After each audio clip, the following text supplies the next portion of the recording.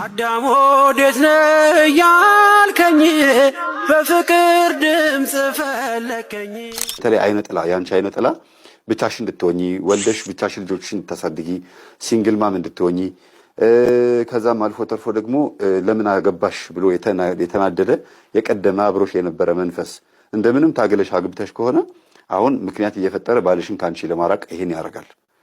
ስለዚህ እገልሻለሁ የሚለው አንቺ ላይ ያለው ወደ ባልሽ ሄዶ ነው አንቺን የሚያናግርሽ። አንቺ ላይ ማውራት አይችልማ። አንቺ ላይ ቢለፈልፍም ተይዞ ተቀጥቅጦ ነው። ወደ ባልሽ የሄዱት ግን ቀድመው የሄዱት ግን አንቺን መግደል ነው የሚፈልጉት። ልታጋልጫቸው ስለሆነ ወይም ልትይዣቸው ልታዋርጃቸው ስለሆነ ደግሞም ስላዋረድሻቸውም ጭምር እንደዛ ያደርጋሉና የግድ የባለቤቴ ነው ብለሽ እንዳታስቢ ነው። እና በስግደት በጾም በጸሎት ደክመን ስጋችንን ገርተን አለዝበን ለነፍሳችን እንዲገዛ አድርገን ስጋችን ማለት ነው ለነፍሳችን እንዲገዛ አድርገን ከነፍስ ጋር አብሮ መንግስተ ሰማያትን እንዲወርስ እየተባበር ነው። መስገድ መጾም መጸለይ ትልቁ ጥቅሙ ይሄ ነው። ስጋ አብሮ ከነፍስ ጋር ገነትን እንዲወርስ። አለበለዚያ ነፍስ ብቻዋን ገነትን አትወርስም። ነፍስ ብቻዋን መንግስተ ሰማያትን አትወርስም። ትንሣኤ ስላለ ስጋ ሲነሳ ንጹህ ሆኖ መነሳት ያለበት። ያለ ስጋ ደግሞ ነፍስ ንጹህ ልትሆን አትችልም። ስጋ ሲሰግድ ስጋ ሲደክም ነው። ለዚህ ነው መንግስተ ሰማያት በብዙ ድካም የምትገኘው በሐዋርያት ስትነገር። ለዚህ ነው ብዙ ሰዎች መጾም መጸለይ መስገድ በተለይ መናፍቃን ፕሮቴስታንቶች ማለት ነው እኔ አንዴ ድኛለሁ ጌታ አንዴ ሞቶልኛል ይላሉ። አዎ አንድ ጊዜ መዳን ተፈጽሟል። ከዛ በኋላ ያለው መዳን ግን እኛ ነን የምንፈጽመው።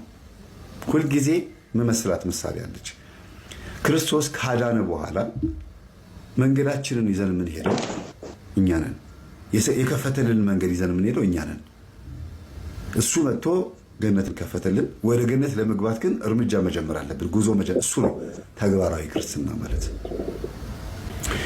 ለምሳሌ ይሄ ቁልፍ አለ እና ደጋግሜ የምናገረው ማለት ነው እኔ ለልጄ ለዘቢብ ግራጁዌት ስታደርግ የመኪና ስጦታ ልሰጣት ፈለጉ ያርግላትና እና ህዝብ በተሰበሰበበት በቤት ውስጥ ይኸው እንኳን ደስ ያለሽ ኮንግራ ብዬ ይሄን ብሰጣት ይሄን ስታይ ምን ትዝ ይላታል? ወይ ቤት ነው ወይ መኪና ነው። ምንድነው አባዬ ስትል መኪና ነው እላታለሁ። ይሄን ቁልፍ ስታይ መኪናው ነው በአይምሮ ውስጥ የሚሳለው። መኪናው ግን እዛ ቤት ውስጥ የለም። ከዛ በጣም ህዝቡ ደስ ይለዋል። ፕሮግራሙ አለቀ። መኪናውን ያስቀመጥኩት ናዝሬት ነው። ሄደሽ ከናዝሬት መኪናውን አምጫት እዛ ነው ያስቀመጥኳት። ስለዚህ እንኪ ቁልፉን ብዬ እሰጣታለሁ። መኪናው ጋር አልደረሰችም። መኪናው ግን የእሷ ነው። የእሷ ለመሆኑ ማረጋገጫው ቁልፉ ቢሆንም ቁልፉ ግን መኪናው ጋር መድረስ አለበት ብቻውን ይሄ ስለማይነዳ። ይሄ ማለት ማተብ ማለት ነው። ቁልፉ ማለት ማተብ ነው። ወደ መኪናው መሄድ አለባት መኪናውን ለመዘወር። ወደ መኪናው ለመሄድ ደግሞ በሌላ ሰው መኪና ነው የምትሄደው። በእግሯ ትሄዳለች፣ ትራንስፖርት ታወጣለች፣ ዋጋ ትከፍላለች። ቁልፉ ከተሰጣት ቦታ ተነስታ ወደ መኪናው ለመሄድ የምታደርገው ሂደት ነው ክርስትና ውስጥ ያለው ተግባራዊ ክርስትና ማለት። ኦልሬዲ መኪናው የእሷ ነው፣ ግን ወደ መኪናው አልሄደችም። ወደ መኪናዋ ሄዳ ደግሞ አግኝታት ከፍታ አስነስታ መኪና ተለማምዳ ከዛ በኋላ ደግሞ ይዛ መታ ራሷ እየሾፈረች የሚሆን ተጨናሚ ትምጣ ብቻ መኪናው የራሷ ሆኖ መዘወር እስክትችል ድረስ ገና ምን እያደረገችው ተግባራዊ ክርስትና ወይም ደግሞ ተግባራዊ ሹፌር እየሆነች ነው ማለት ነው። እየተለማመደች ነው ለመዘወር። ልክ ስትችል የዛን ሰዓት እየዘወረች የምትፈልገው ቦታ ትሄዳለች። ክርስትናም እንደዛ ነው። ቁልፉ የክርስቶስ የማዳን ኃይል ነው። ቅዱስ ቁርባን ሊሆን ይችላል፣ ወይ ደግሞ ማተብ ሊሆን ይችላል፣ ወንጌል መጽሐፍ ቅዱስ ሊሆን ይችላል ቁልፉ። ወይም ደግሞ ከዚህ በኋላ የገነት በር ተከፍቷል፣ ዓመተ ምሕረት ሆኗል፣ ዓመተ ፍዳ አልፏል የሚል ነው ቁልፉ። ከዛ በኋላስ በቃ ቁልፉን ይዞ ብቻ ነው መኪና አለኝ ብሎ ማለት ይቻላል። ቁልፉን ይዛ የታለ መኪናሽ ትባላለች። ይኸው ለማለት መኪናው ጋር መሄድ አለባት። መኪናው መምጣት አለበት። መሾፈር እስቲ ንጂው ስትባል መንዳት አለባት። እና ክርስቶስ ያደረገልን ምንድን ነው? በእጃችን ላይ የህይወትን ቁልፍ ነው የሰጠን። አንዱ ነፃ ፈቃዳችን ነው። እምነት፣ ተስፋ፣ ፍቅር የሚባሉት እነዚህ ናቸው። እነዚህ ሶስቱ በልባችን ውስጥ መኖር አለባቸው። እምነትም፣ ተስፋም፣ ፍቅርም። አለበለዚያ ገነት መንግስተ ሰማያትን መውረስ አንችልም። የእግዚአብሔር ቃል ነጎድጓድ ነው ይላል። የእግዚአብሔር ቃል መብረቅ ነው። የእግዚአብሔር ቃል የታሰሩትን ይፈታል እያለ በመዝሙሩ ላይ ታገኙታላችሁ ስትጸልዩ። የእግዚአብሔር ቃል ኃይል ነው። የእግዚአብሔር ቃል ተራሮችን ያንቀጠቅጣል ይላል። እንዲህ እያለ ያየው በቃል ውስጥ ለሕይወቱ በገጠመው ነገር ላይ የእግዚአብሔርን ክብር ሁሉ አሰበ። አሁን እኛ ብዙዎቻችን የእግዚአብሔርን ቃል በኃይል ሲገለጥ የምናየው ስንጸልይ ነው። አሁን ስትጸልዩ የሚጠሏችሁ ይጠሏችኋል፣ የሚወዷችሁ ይወዷችኋል፣ ቆይቶ ደግሞ የሚጠሏችሁም ይወዷችኋል። የሚያፈቅሯችሁ ኃይሎች በስጋ ሲሆን ባህሪያቸው እንደ ስጋ ስለሚያስብ ይጠሏችኋል፣ ከመንፈስ ጋር ስለሆኑ ከክፉ ጋር ስለሆኑ። የእናንተን ኃይልና መንፈሳዊ ጸጋ ደግሞ እየጨመረ ሲመጣ ወደ እናንተ መንፈሳዊ በረከት ይመለሳሉ፣ ይለወጣሉ። ችግሩ እዚህ መካከል ያለው ጊዜ ላይ እኛ ምን ያህል ጎበዞች ነን ነው፣ ምን ያህል ቂመኞች ያልሆነን፣ ምን ያህል ትዕግስተኞች እንደሆነን ነው።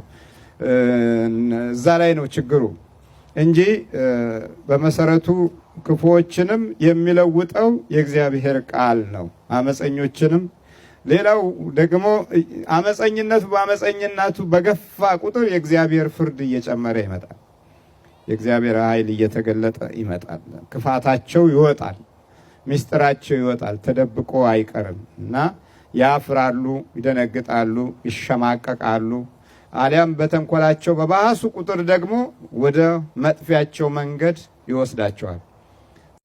የዝሙት ችግር ያለበት አንድ ቀዥቃዣ ወጣት የሆነ ወይም ደግሞ ባለትዳርም ሊሆን ይችላል። ዋው ሲያምር ከዚህ ጋር መተኛት ነበረ እያለ የሚያይ ከሆነ ያ የዝሙት መንፈሱ ሴቶቹ ላይ ይሄድና እነዛ ሴቶች አጋጣሚ ሆነ የሚጸልዩ፣ የሚጸበሉ፣ ጸበል የሚጠመቁ ምናምን ከሆነ ይዋረዳል። ይሄ ሰው ይገባላ። የሱ የዝሙት መንፈስ ከማን የመጣው ሲባል ከገሌ ይላል። ከአባቷ የመጣ ልጅ ነግራኛች። ከአባትሽ ነው የመጣሁት እኮ አውቀህ ነው? አይደለም፣ ከሱ የዝሙት መንፈስ የመጣሁት አይቶ ስላየሽ ነው። ከዛ አባቴ እንደዚህ እኮ እያለኝ ነው፣ እንደዚህ ታየኛለህ እንዴ? ቤት ተከራይቼ ልውጣ እንዴ ስትለው ጊዜ አዎን ያላት። በቃ ተከራይተሽ ውጪ። በቃ ሐቁን ተናገረ አባትየው። ለምን? የዝሙት መንፈስ ነው። ሰውየው አባትየው አይደለም ይሄን እያደረገ ያለው፣ ወዶ አይደለም ተይዞ ነው ማለት ነው። በቃ ተከራይተሽ ውጪ አላት። አባትና ልጅ ነበር የሚኖሩት። ተከራይታ ወጣች። አባቴ ነው ብላ እንደፈልገች ትሆን ነበር ወዲያ ወዲህ። ልጅቷ አድጋ ለካ እናቷን መስላ ቁጭ ብላለች። አድጋ እናቷን መስላ ቁጭ፣ ሁሉ ነገሯ ቁጭ እናቷን። በቃ ወጣች። ከዛ ከትንሽ ጊዜ በኋላ አገባሁ ምናምን ብላ ብቻ ሰርግ ተደግሶ ምናምን አባቷን ያው ወግ ማድረግ አሳየችው። ግን በቃ ፈተና ውስጥ ነበር ይሄ ሰው። ለምን ሲባል ያገባው በምንድነው? በመስተፋቅር ስለነበረ። በኋላ ቢስጥሩ ሲያዝ ሚስቱን እናቷን ያገባው በመስተፋቅር ስለነበር ያው መንፈስ መልሶ ልጅቷን ያዝ። ለምን? ልጅቷ የተወለደችው በምንድነው? በመስተፋቅር መንፈስ ነው። ያገባው በመስተፋቅር ስለሆነ ልጆቹም የዛው ልጆች ነው የሚሆኑት። ባለቤትሽ በመስተፋቅር አግብቶሽ ከሆነ የሱ ነው የሚረብሽሽ። ለምን? አንቺ ጸልየሽ አምልጠሻል። መስተፋቅር ብዙ ጊዜ ምን አይነት ባህሪ ያለው? ሁለቱም ዓለማዊ እንዲሆኑ፣ ሁለቱም ዱርዬ እንዲሆኑ፣ ሁለቱም ጸጪ አጫሽ ቃሚ እንዲሆኑ ያደርጋል። አንድ አይነት ባህሪ እንዲኖራቸው ያደርጋል። ግን ሲጣሉና ሲደባደቡ ደግሞ የቤቱን ዕቃ ድርምስምሱን ነው የሚያወጡት፣ ይፈጁታል። ሲፋቱም ገበናቸው በአደባባይ ነው የሚታየው። ስለዚህ ሰውየው ላይ እንደተመተተበት የመተት አይነት በየፈርጁ የተለያዩ ችግርና ጠባይ በህይወቱ ይታያል፣ ያስተናግዳል። ሌላው በመተት ውስጡ የገባው አጋንንት ጠባዩ ሲዋረስ የቅድስና ጠባይ አይኖረውም። ፈራ እግዚአብሔር ከውስጡ እየጠፋ ይመጣል። በዚህም እግዚአብሔርን መፍራት ይተዋል። ቆራቢ ከሆነ ቁርባኑን ይተዋል። ባስ ካለ ቁርባኑን በዝሙት ያፈርሳል። በፊት የሚያከብረውን የሚተገብረውን ሕገ እግዚአብሔርን ስርዓተ ቤተክርስቲያንን ይተቻል፣ ይነቅፋል። የአምልኮት ሕይወትንም እርግፍ አድርጎ ይተዋል። ከዛም ሁሉ ጊዜ አብዝተው ስለጸለዩ ስለሰገዱ ቤተክርስቲያንም ስለተመላለሱ አይደለም፣ ዋናው ልብ ነው እያለ የቀድሞ ትጋትን ትቶ ስንፍናን ደርቶ ይኖራል። በተቃራኒ መልኩ የሰውየውን ጠባይ ገልብጦ ለውጦ ትዕግስተ ቢስ፣ ነጭናጫ፣ ብስጩ፣ ቁጡ፣ ኃይለኛ፣ ዝንጉ፣ ንቃተ ህሊናው የሞተ የፈዘዘና የመርሳት ችግር ያለበት ሲሆናል። ለዚህም ነው መተት የተደረገበት ሰው ሙሉ ለሙሉ በሚባል ደረጃ ጠባዩ ተቀይሮ ሌላ ሰው የሚሆነው። በግለሰብ ወይም በአንድ ሰው ላይ መተት ሲመተትበት ምልክቶቹ ምንድናቸው የሚለውን ስንመለከት የወለላይቱ እመቤት ልጆች አንድ ሰው መተት ሲመተትበት የሚያሳየውና የሚያየው ምልክቶች አሉ። እነሱም ራስን መጥላት፣ ከመጠን ያለፈ ድብርት ውስጥ መግባት፣ ባል ሚስትን፣ ሚስት ባልን ብሎም ልጆችንና ቤተሰብን በድንገት መጥላት፣ ስራ መጥላት ወይም ስራ ቦታ ለመሄድ፣ ስራ ቦታ በግድ መሄድ፣ ቢሄዱም በአግባቡ አለመስራት፣ በስራ ደስታ ማጣት፣ ስራ አለመስራት፣ የስራ እድል መዘጋት ወይም ስራ ማጣት፣ ለዛውም ስራ የሚያስይዝ ትምህርት ተምረው በስራ ደስታ እያጡ ስራ መቀያየር፣ ከሰው ጋር አለመግባባት፣ ሁሉም ሰው ይጠላኛል፣ ሁሉም ሰው ስለኔ ነው የሚያወራው ብሎ ማሰብና መጨነቅ፣ ከሰው ጋር አለመቀላቀል ማለትም ብቸኝነትን መምረጥና ከሰው መራቅ፣ ሰርቶ አመዳፋሽ መሆን ማለትም ሰርቶ የገንዘብ በረከት ማጣት፣ ከፍተኛ ፍርሃት ውስጥ መውደቅ፣ ራስንም ሰዎችንም አለማመን፣ መኖር መጥላት፣ ራስን ለማጥፋት መመኘትና ለማጥፋት መሞከር፣ እልም ያሉ ሰነፍ መሆን፣ እንቅልፍ ሰላም ማጣት፣ እንዲሁም እላፊ መተኛት ወይም ቤት ውስጥ ቀንም ሌሊትም መተኛትና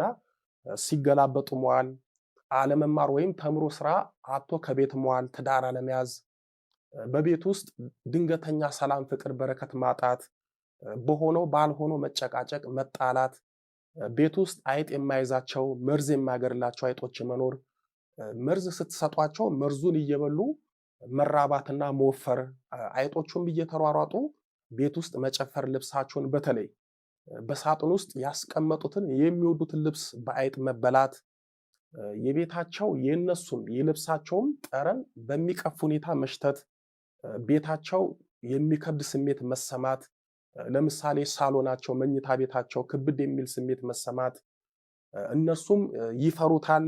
በተለይ መኝታ ቤታቸው የቅዠትና የአስፈሪ ህልም መናኸሪያ ይሆናል። አስፈሪና አስደንጋጭ በተለይ የሚያባርራቸው፣ የሚያሳድዳቸው፣ ሊገድላቸው የሚታገል ሰውና ሊነክሳቸው የሚያባርራቸው ውሻና እባብ፣ ጅብ ያያሉ። የእነሱና የልጆቻቸው ፀጉር በከፍተኛ ሁኔታ ይቀጭማል፣ ይቀምላል። ቤታቸው መኝታ ቤታቸው ይቅማል። የቁንጫ፣ የቷን፣ የቅጫም፣ የበረሮና የተለያዩ ነፍሳት መጠራቀሚያ ይሆናል። ትናንሽ ነፍሳት በብዛት ቤት ውስጥ መገኘት፣ በቤቱ አካባቢና በስራው ቦታ ቁራዎች አለመጥፋት፣ ቤተክርስቲያን አለመሄድ፣ አለማስቀደስ፣ አባቶችን መጥላት፣ ጸሎት መጥላት ወይም አለመጸለይ፣ ከማህበራዊ ህይወት ገለል ብሎ በብቸኝነት ጥላ ስር መኖር፣ ራስን መጣል፣ ለምሳሌ ራስን ዝቅ አድርጎ እንደማይረባ ማሰብ፣ ልብስ አለመቀየር፣ ሰውነት አለመታጠብ፣ አንድ ልብስ ብቻ ለብሶ ዝርክርክ ማለት፣ የመጫጫንና ክብድ የሚል ስሜት መሰማት፣ ሁል ጊዜ በጭንቅላታችንና በሰውነታችን ላይ የሆነ የሚከብድ ነገር ተሸክመን የሚከብድ ስሜት መሰማት፣ 90 መስገድ የማይችል 90 ለመስገድ ጉልበት የሌለው ሰይጣን ምን ጉልበት አለው ይላል። 90 ለመስገድ አቅም ያጣ ሰው ሰይጣን ምን አቅም አለው ይላል። 90 ለመስገድ 90 ጊዜ እግዚአብሔር ፊት ወድቆ ለመነሳት 90 ጊዜ ሰግዶ ጉልበቱን መስዋዕት አድርጎ ለእግዚአብሔር መስጠት የማይችል ሰነፍ ሁሉ ሰይጣን በእኔ ላይ ምን ስልጣን አለው ይላል። እስኪ አንተ በስግደት ላይ ስልጣን ይኖር። እስኪ ራስን አሰግድ። እስኪ ራስን አጸልይ። ምንም ነገር አንተ ላይ ስልጣን የማይኖረው እግዚአብሔር አንተ ላይ ሲሆን ነው። ወይም ደግሞ እግዚአብሔር ያዘዘውን ነገር እናንተ ስታደርጉ ነው። እግዚአብሔር ያዘዘውን ነገር ሳናደርግ ምን ስልጣን አለው ማለት ስልጣኑን እኮ አየን። ስልጣኑ የክፋት ነው፣ የጥፋት ነው። ትውልድ እየመከነ ነው። ስንቱ እኮ ወልዶ የወላድ መካን ሆኗል። በልጆቹም ያለቅሳል፣ በልጆቹም ያነባል። በራሳቸው ልጆች በሽተኛ ሆኗሉ። ወልደው እንዳልወለዱ፣ አሳደገው እንዳላሳደጉ ህይወታቸው እየተበላሸ አይደለም ለወላጅ አይደለም ለቤተሰብ ለራሳቸው መሆን ያቃታቸው ስንት ወጣቶች አሉ። ይሄ ውድቀት የመጣው በምንድን ነው? በክፉ መንፈስ አይደል? ይሄ ሁሉ ወጣት ህይወቱ ድሉ ተዘጋግቶ ሰው መሆን አቅቶት ራሱን ፈልጎ ማግኘት አቅቶት ራሱን ለእግዚአብሔር መስጠት አቅቶት ቤተ ክርስቲያን ሄዶ ለማስቀደስ አቅም የሚያጣው ቤቱ 41 ጊዜ ለመስገድ የሚብረከረከው ውዳሴ ማርያም ለመጸለይ ሰይፈ ሥላሴ ለመጸለይ እንቅልፍ የሚለው የሚያዛጋው አገጩ የሚላቀቀው የሚደብተው ከጸሎት ይልቅ ቲክቶክ የሚፈልገው መጽሐፍ ከማንበብ ይልቅ ወሬ መሰብሰብ የሚወድ በምን እየተያዘ ነው? በክፉ መንፈስ። ይህንን ያተረፍነው እና አንዳንዴ በባዶ የሚፎክሩ ሰዎች አሉ። ምንም እኮ እነሱ ያደርጉ አቅም የለውም። ከጸለይ ካው አቅም የለውም። ከሰገድ ካው አቅም የለውም። ስጋው ደግሞ ከተቀበል ካው አቅም የለውም። የእግዚአብሔርን ሕግና ትእዛዝ ከጠበቅ አዎ ባንተ ላይ አቅም የለውም። ለጊዜው ሊፈትን ይችላል፣ ግን እግዚአብሔር ያርቀዋል። አንተ በምንም ላይ አቅም ሳይኖር አቅም የለውም ብትል አንተን አቅም የሌለ እንዲህ አይነት ፉከራ ብቻ እንዲህ አይነት ቀረርቶ ብቻ ሆኗል። ጓደኛ መስለው መኝታ ክፍል ድረስ ገብተው ጫማውን ሶል መስረቅ፣ ካልሲውን መስረቅ፣ ፓንቱን መስረቅ፣ የተሰጣ ልብስ የሚወስዱ አንድ እግር ጫማ፣ የታጠባችሁበትን ሳሙና ይህን ሁሉ ይወስዳሉ። ለምን? እድላችሁ የፊት እጣቢያችሁን ለመውሰድ ፈልገው ነው። ገላሽን ልጠብሽ፣ ገላህን ልጠብህ፣ ወይ ደግሞ ካስቲህን ቲሸርት ይሆናል። እስቲ ይውልና እንዲያውም አንድ ጊዜ አንድ ጓደኛ ምን አለኝ፣ ስለ እድል ስታወራ ነኝ በጣም በቃ ተጠራጠርኳል። ጸበል ሲገባ እውነቱን አወቀ። ጓደኛው ቲሸርት አመጣለት። እስቲ ሞክረው ይሄን ቲሸርት በእናትህ እኔ ጠበበኛለሁና እንደማይሆነው ያውቃል። በጣም ብዙ መንገድ ካስኬደው በኋላ ላብ ከወጣው በኋላ ማለት ነው። አስቡት።